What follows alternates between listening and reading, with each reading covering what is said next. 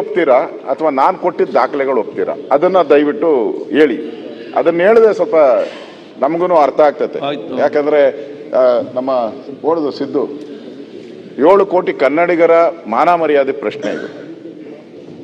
ನಮ್ಗೆ ಅದನ್ನ ಬಡವರು, ಇವರೆಲ್ಲರೂ ಬಡವರೇ. ನೀವು ತಮ್ಮನ್ನು ಭೇಟಿ ಮಾಡಿದ್ದಾರೆ. ಸುಮ್ಮನೆ ಒಂದೇ ಒಂದು ಎಕ್ಸಾಂಪಲ್, ಮುಖ್ಯಮಂತ್ರಿಗಳೇ ಹೇಳಿ ನಾವೆಲ್ಲ ಹಳ್ಳಿಯಿಂದ ಬಂದಿದ್ದವರು. ನಾನು ಪ್ರಶ್ನೆ ತಾವು ಹೇಳಿದ್ದು, ನನ್ನಲ್ಲ, ನಿಮ್ಮನ್ನ ಹೇಳಿದ್ದು. ನಾನು ಸಿಟಿ ಅಲ್ಲಪ್ಪ, ಜಾಲಹಳ್ಳಿ. ಅಲ್ಲಿ ಈಗ ಕಾರ್ಪೊರೇಷನ್ ಔಟ್ ಇದೆ ನೋಡಿ. ಅವರು ತಜ್ಞರು, ಅವ್ರು ಏನ್ ಮಾಡೋದು, ಎಲ್ಲಾ ವಿಚಾರಕ್ಕೂ ಎಂಟ್ರಿ ಸರ್ವ. ಅದೇನೋ ಒಂದೇನಾದ್ರು ಬಿರ್ದು ಕೊಟ್ಬಿಡಿ ಸನ್ಮಾನ್ಯ. ಪಾಯಿಂಟ್ ಆಫ್ ಆರ್ಡರ್ ಎಕ್ಸ್ಪರ್ಟ್ ಮುಖ್ಯಮಂತ್ರಿಗಳಿಗೆ ನಾನು ಮತ್ತೊಮ್ಮೆ ಹೇಳ್ತಾ ಇದ್ದೀನಿ, ದಯವಿಟ್ಟು ಅಷ್ಟನ್ನ ಕ್ಲಾರಿಫೈ ಮಾಡಿ. ನಾನು ಕೊಟ್ಟಿರೋ ದಾಖಲೆಗಳು ಕೊಟ್ಟಿದ್ದೀನಿ ನಿಮ್ಮ ಹತ್ರ. ಅಧ್ಯಕ್ಷರೇ, ಮುಖ್ಯಮಂತ್ರಿಗಳು ಹಳ್ಳಿಯಿಂದ ಬಂದಿರೋವಂತೆ. ಇಲ್ಲಿ ಎರೆಹುಳು ಅಂತ ಇರ್ಬೇಕಾಯ್ತು ಸರ್, ಮಣ್ಣು ಹುಳು ಅಂತ ಹಾಕಿದ್ದಾರೆ. ಮಣ್ಣಲ್ಲಿ ಎಷ್ಟೆಷ್ಟು ಹುಳುಗಳು ಇರ್ತವೆ, ಅಲ್ಲಿ 1000 ಇರ್ತವೆ. ಆಮೇಲೆ ಈಶಾನ್ಯ ರಾಜ್ಯಗಳು ಅಂತ ನಾವ್ ಹೇಳೋದು, ಇವರು ಬರ್ದಿದ್ದಾರೆ ಉತ್ತರ ಪೂರ್ವ ರಾಜ್ಯಗಳು. ಆಮೇಲೆ ಅಮೆರಿಕಾದ ಅಧ್ಯಕ್ಷ ಅಲ್ಲ, ಅಮೆರಿಕಾದ ರಾಷ್ಟ್ರಪತಿ ಯಾರು, ಎಲ್ಲ ಈ ತರ ತಪ್ಪುಗಳು ಕೊಟ್ಬಿಟ್ಟು ಮೂರೇ ಮೂರು ತಪ್ಪು ಅಂತಾರಲ್ಲ. ದಯವಿಟ್ಟು ಅದಕ್ಕೆ ನೀವು ಅದನ್ನ, ನಾನು ಈಗ ದಾಖಲೆ ಕೊಟ್ಟಿದ್ದೀನಿ, ಅದನ್ನ ದಯವಿಟ್ಟು ಸರಿನೋ ಇಲ್ಲೋ ಹೇಳಿ, ರಾಜ್ಯದ ಜನತೆಗೆ ಒಂದು ಮೆಸೇಜ್ ಹೋಗಿ ದಯವಿಟ್ಟು. ಆಮೇಲೆ ಎಕ್ಸಾಮ್ ಮಾಡಿ ಅಷ್ಟೇ. ಉತ್ತರ ಕೊಟ್ಟರಲ್ಲ ಈಗ ಮೊನ್ನೆ ಅಧ್ಯಕ್ಷರೇ. ರಂಗನಾಥ್ ಕೂತ್ಕೊಳ್ಳಿ. Ranganath, I am not disputing. ಸಿದ್ದೆ ನೆಕ್ಸ್ಟ್ ರೆಡ್ಡಿ. ಎಷ್ಟು ತಪ್ಪುಗಳಿದ್ದಾವೆ ಅನ್ನತಕ್ಕಂಥದ್ದು ಮಾತಾಗೋ ಬರಬೇಕು. ಮೈಕ್ ಕೊಡಪ್ಪ, ಸೌಂಡ್ ಕೊಡ. ಕೇಳಿಸ್ತಾ ಇಲ್ವಾ? ಯಾರಿಗೆ ಕೇಳುದಿಲ್ಲ ದಯವಿಟ್ಟು ಇಯರ್ಫೋನ್ ಹಾಕಿ ಕಿವಿಗೆ, ಕೇಳ್ತದೆ. ಮಾನ್ಯ ಅಧ್ಯಕ್ಷರೇ, ಉತ್ತರ ಪತ್ರಿಕೆಯಲ್ಲಿ ಅಥವಾ ಪ್ರಶ್ನೆ ಪತ್ರಿಕೆಯಲ್ಲಿ ಎಷ್ಟು ತಪ್ಪುಗಳಿದ್ದು, 59 ಮೊದಲನೇ ಪ್ರಶ್ನೆ ಪತ್ರಿಕೆಯಲ್ಲಿತ್ತು. ನೀವು ಹೇಳೋ ಪ್ರಕಾರ 79 ಎರಡನೇ ಪ್ರಶ್ನೆ ಪತ್ರಿಕೆಯಲ್ಲಿ. I am not going to dispute it, the correctness of the numbers. ಅವ್ರು ಕೊಟ್ಟಿರೋದು ಹೇಳಿದೆ ನಾನು. ತಜ್ಞರ ಸಮಿತಿಯವರು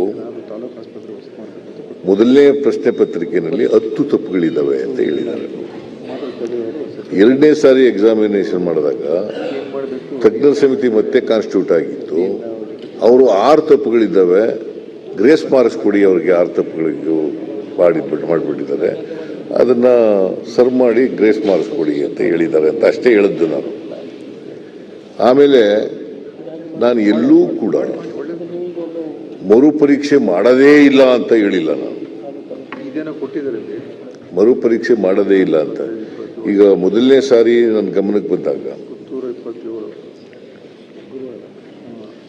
ಕನ್ನಡದಲ್ಲಿ ಇಷ್ಟೊಂದು ತಪ್ಪುಗಳಾಗಿದ್ದಾವೆ ಭಾಷಾಂತರದಲ್ಲಿ ಅಂತ ನನ್ನ ಗಮನಕ್ಕೆ ಬಂದಾಗ, ಆ ಅಭ್ಯರ್ಥಿಗಳು ನನ್ನ ಗಮನ ಸೆಳೆದಾಗ, ನಾನು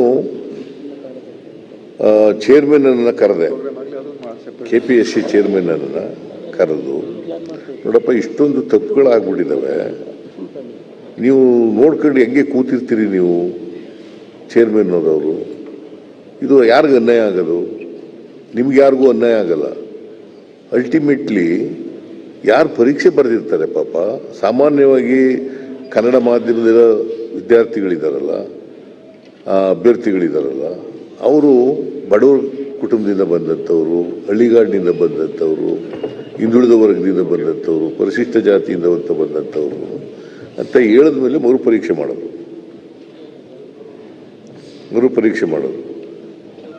ಆ ಮರುಪರೀಕ್ಷೆನಲ್ಲೂ ಕೂಡ ತಪ್ಪಾಗಿದೆ ಅಂತೇಳಿ ಬಂದು ನನಗೆ ಭೇಟಿ ಮಾಡಿದ್ದಾರೆ. ನಾನೇನು ಹೇಳಿದ್ದೀನಿ, ನಾನು ಮರುಪರೀಕ್ಷೆ ಮಾಡಲ್ಲ ಅಂತ ಹೇಳಿಲ್ಲ. ನಾನು ಮಾಡಲ್ಲ ಪರೀಕ್ಷೆನ, ಅಥವಾ ಅವ್ರಿಗೆ ಸೂಚನೆ ಕೊಡಲ್ಲ ಅಂತಲೂ ಹೇಳಿಲ್ಲ. ಆದರೆ ಎರಡನೇ ಪರೀಕ್ಷೆ ಆದಮೇಲೆ, ಇದು ಪ್ರಿಲಿಮಿನರಿ ಎಕ್ಸಾಮಿನೇಷನ್, ಗೆಜೆಟೆಡ್ ಪ್ರೊಬೇಷನರ್ಸ್ಗೆ ಪ್ರಿಲಿಮಿನರಿ ಎಕ್ಸಾಮಿನೇಷನ್. ಅದರಲ್ಲಿ ಇಂಗ್ಲೀಷು ಭಾಷೆಯಲ್ಲಿರ್ತಕ್ಕಂಥ ಪತ್ರಿಕೆ, ಕನ್ನಡದ ಭಾಷೆಯಲ್ಲಿರ್ತಕ್ಕಂಥ ಪತ್ರಿಕೆ ಎರಡು ಥರ ಇರ್ತವೆ. ಒಂದು ತರ್ಜುಮೆ ಮಾಡಿರ್ತಕ್ಕಂಥದ್ದು ಕನ್ನಡಕ್ಕೆ ಸರಿ ಇಲ್ಲ, ಅದರಿಂದ ತಪ್ಪುಗಳಿದ್ದಾವೆ, ಅದರಿಂದ ಅನ್ಯಾಯ ಆಗಿದೆ ಅಂತಕ್ಕಂಥದ್ದು ಒಂದು ಅಭಿಪ್ರಾಯವನ್ನು ವ್ಯಕ್ತ ಮಾಡಿದ್ರು. ನಮಗೆಲ್ಲ ಅನ್ಯಾಯ ಆಗ್ತದೆ ಇದು ಅಂತ, ಮರುಪರೀಕ್ಷೆ ಮಾಡಬೇಕು ಅಂತ ಹೇಳಿದ್ರು. ಇನ್ ದಿ ಮೀನ್ ವೈಲ್ ಎರಡನೇ ತಜ್ಞರ ಸಮಿತಿ ವರದಿ ಕೊಟ್ಟ ಮೇಲೆ, ಶಿಫಾರಸು ಮಾಡಿದ್ಮೇಲೆ,